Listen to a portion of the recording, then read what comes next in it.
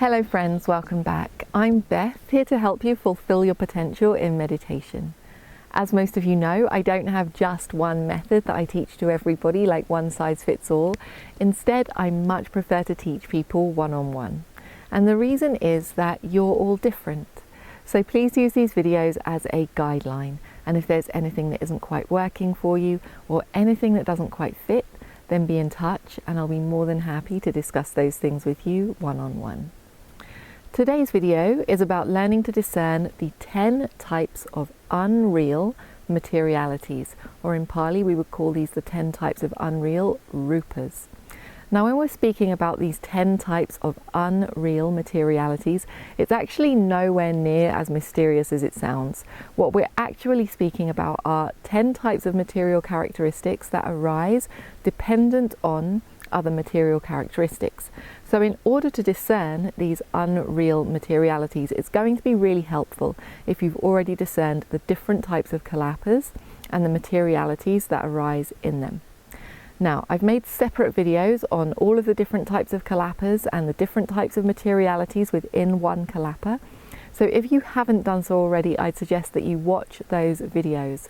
But not only watch the videos, also do the practice if you can, because this one's going to be much more intuitive to you if you're already familiar with discerning those kalapas and material qualities in practice.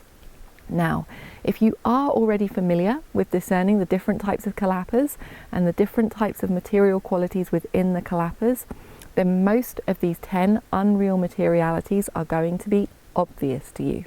So, what are they? Well, the first of the unreal materialities is the space element.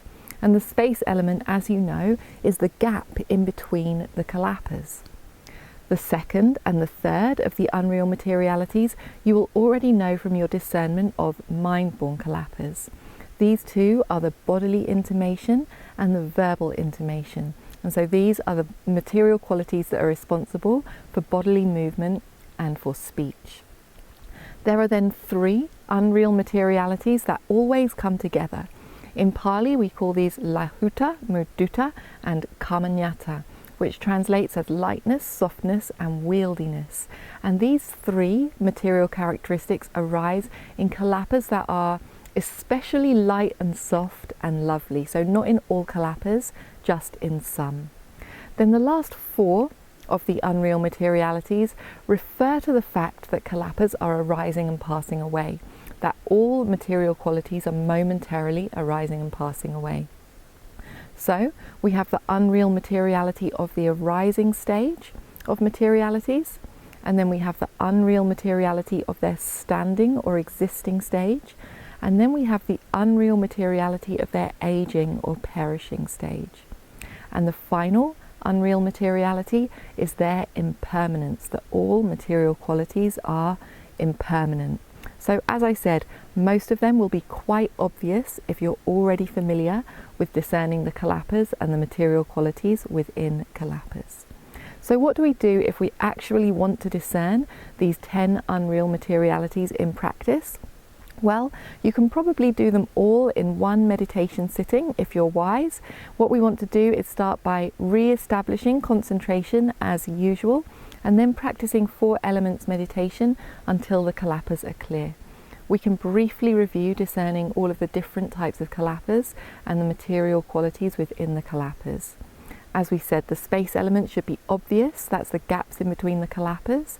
You can review your discernment of the mind-born kalapas to see the bodily intimation and the verbal intimation. As you discern the kalapas throughout your body, you might notice that some have an especially light and soft and lovely nature. Those are the kalapas that also have lahuta, mudita, kamanyata, lightness, softness, and wieldiness. And then, as we notice the kalapas arising and passing away, we can notice their arising stage, standing stage, perishing stage, and their impermanence. So that's what I have to say today on discerning the 10 unreal materialities. What I would suggest is that you get off of those screens, get onto the meditation cushions and actually give it a go. If there's anything that's unclear to you or anything that you're struggling with, then be in touch with me and I'll be more than happy to discuss those things with you one-on-one.